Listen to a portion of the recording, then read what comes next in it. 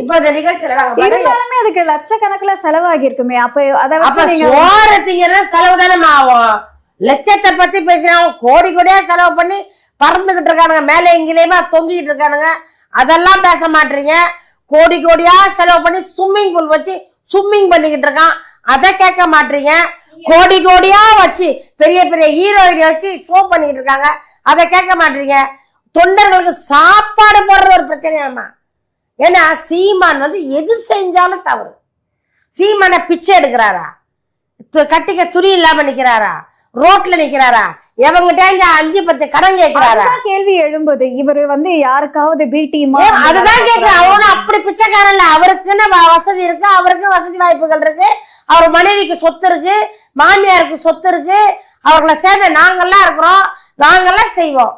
இவங்களுக்கு என்ன கவலை? அவங்களுக்கு 5 ஸ்டார் ஹோட்டல்ல செய்யற மாதிரி செய்யல. அவரு மண்ணு தரலம்மா, மண்ணு தர காலை வச்சுக்கிட்டு ஒரு டேபிள் தான் போடுறாரு, அதில் போய் சாப்பிட்றோம். ஆப்போசிட்ல இன்னொரு திடல் இருக்கும், அதாவது சைவ உணவகம்.